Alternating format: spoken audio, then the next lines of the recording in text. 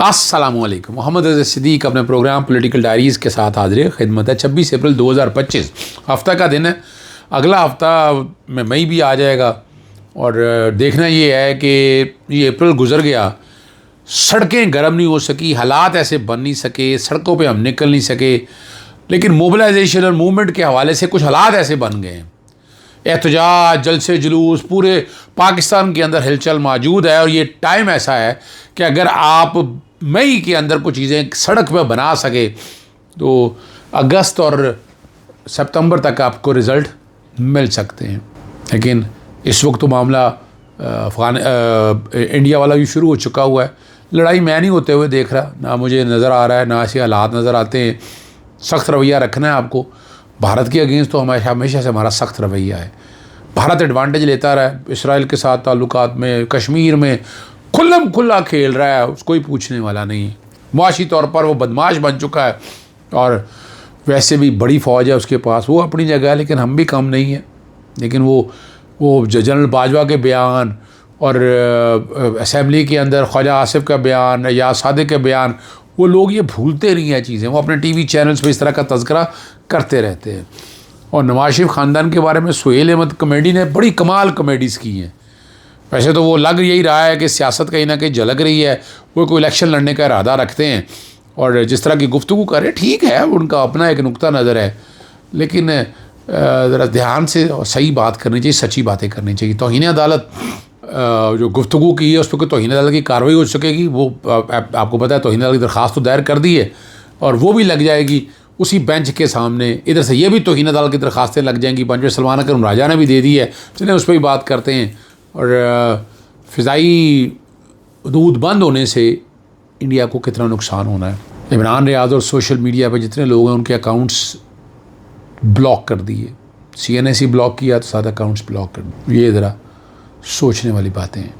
Comedian जो है ना सुहेल अहमद ने कहा है कि बचपन में गुजरावाले से लाहौर आते जब हमें इत्तेफाक ब्रदर का बोर्ड नज़र आता था तो कहते थे पूरा लाहौर आ गया, पता नहीं अब इत्तेफाक इतनी बड़ी यार खुदा रहा है सुहेल साहब।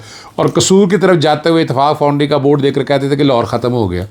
अब अंदाज़ा लगाएं यार, कमाल है, हद होती है। इतना मजाक करें आप। अच्छा वो सॉरी, वो तो मज़ाही अदाकार है ना, मैं भी भूल जाता हूँ इस बात को सामने से।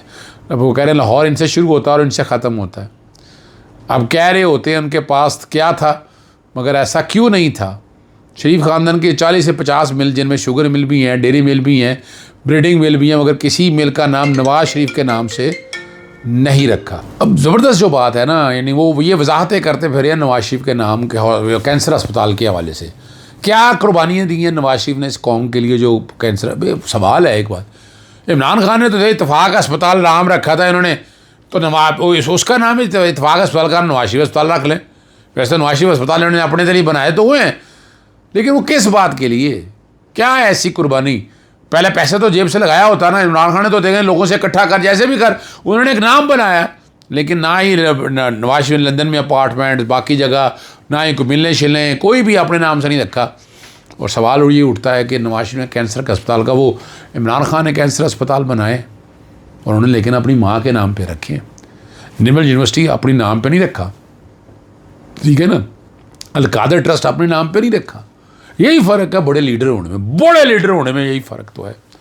सुप्रीटेंडेंट अडयाला जेल की जानिब से तौहीन अदालत की दरख्वास्त दायर की गई थी, जो इमरान खान के मुलाकात के बाद प्रेस कॉन्फ्रेंस के हवाले से चीफ जस्टिस सरफराज जोगर ने कहा कि मैं ज़ुबानबंदी का कोई हुक्म नहीं दिया, आप गेट के अलावा जहाँ मर्ज़ी बात करें। और वाकई हमने वो देखा है, कोई गेट पे तो बात ही कोई ऐसी थी नहीं, कोई रोक टोक नहीं। और वो चीफ जस्टिस से कह रहे हैं कि बहुत अच्छी मुलाकात हुई और उम्मीद करती हैं कि इंतज़ामिया ख़ुद भी तनबीह पकड़ेगी और आइन और कानून के मुताबिक काम शुरू हो जाएगा। लेकिन ना ये अब आवाज़ें उठना शुरू हो गई थी अदालतों को, जब यानी यहाँ लाहौर हाई कोर्ट में देखें ना आप, यहाँ लाहौर हाई कोर्ट की इस तरह तवज्जो आते नहीं, इस तरह क्यों नहीं आकर यहाँ जजेस के सामने आकर इस तरह बातें करें ना, मिले चीफ जस्टिस से फाइलें फिक्स कराएं। वो ये जो हालात इस्लामाबाद के अंदर रखे हैं वो तमाम हाई कोर्टों में, सुप्रीम कोर्ट में भी अपनाएं, फिर then see the results.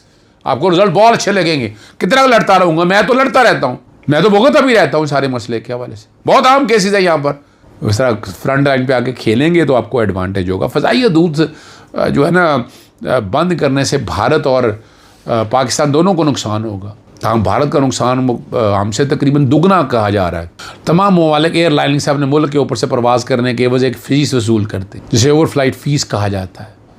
Tehreek Insaf की हुकूमत ने बालाकोट के बाद जब 5 माह के लिए इंडियन प्रवासों के लिए अपनी फ़ज़ाई बंद की थी तो भारत को $8 करोड़ का नुकसान उठाना पड़ा, और पाकिस्तान को ओवर फ्लाइट की मद में $5 करोड़ का नुकसान हुआ।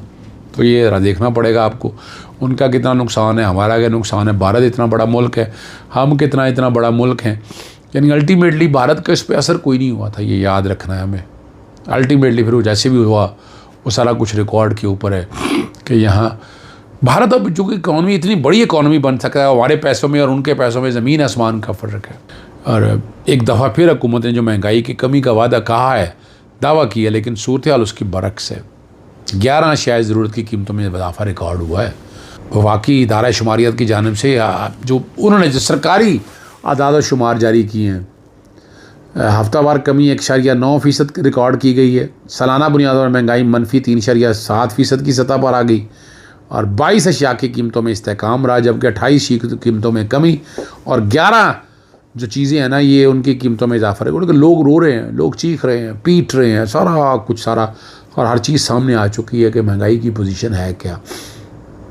पेट्रोल की कीमत कहाँ पड़ी है, डॉलर देखे कहाँ से कहाँ जाकर लेके आए ना, अफ़गानिस्तान की तरह डॉलर लेके आए ना नीचे, जैसे अफ़गानिस्तान लेके आया अफ़गानिस्तान के नहीं, यानी पाकिस्तान इस तरह बता गए करके, और इतने बुरे हालात अफ़गानिस्तान ने देखे हैं, लेकिन उसके बावजूद स्टेट्समैन रहते हैं उस मुल्क में, उस मुल्क को बचाने वाले बहुत लोग, और वो अपना फ़ावर जिस तरह देखे जैसे भी हैं, चाहे तालिबान की सोच है, जैसे भी सोच आपके, लेकिन हमसे बेहतर इकोनॉमिस्ट साबित हुए हैं। वो अपनी इकोनॉमी को स्टेबल करने लगे हुए हैं और बड़े बड़े प्रोजेक्ट बना रहे हैं। वहाँ लूट मार का ये बाज़ार नहीं है जो पाकिस्तान के अंदर गर्म रहता है। इमरान रियाज DW को बताया कि सिर्फ उनके ज़ाती अकाउंट ने फ्रीज़ नहीं किए, बल्कि कुछ ऐसे अफराद के अकाउंट में मुबैना तौर पर ब्लॉक किए गए हैं जिन्हें उनका ख़ानदान खैराती रकूम भेजा करता था। ये मैं इस बात, मेरे पास सबूत है इस बात के, मैंने लिखा है, नादरा को लिखा है कि आपने ID कार्ड कैसे ब्लॉक किए हैं, कुछ उम्रा कराते हैं, कुछ खैरात देते हैं, ये सारी चीज़ें तो मेरे पास है ना रिकॉर्ड, और मैंने लिखा है उनको, बार बार लिखा है कि अनब्लॉक करें ये सारे कार्ड, क्यों रोके हुए हैं। लेकिन कोई जवाब नहीं है, ना नादरा के पास जवाब है, ना FIA कोई देते हैं FIR की कॉपी, बार बार मांग रहे हैं उनसे FIR की कॉपी, क्योंकि अगर कोई FIR है तो लाएँ दिखाएं ताकि चैलेंज कर सकें। लेकिन ये जुल्म और ज़्यादती है, आम सी रूटीन है जो सारी यहाँ पर हो रही है।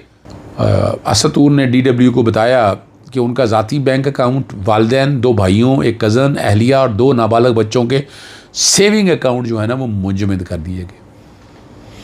इमरान खान ने कश्मीर पर सख्त मौक़िफ़ लिया और अपने सफारती और तजारती ताल्लुकात भारत से ख़त्म कर दी, जबकि भारत ने कश्मीर का आर्टिकल 370 लगाकर अपने मुल्क में शामिल कर लिया।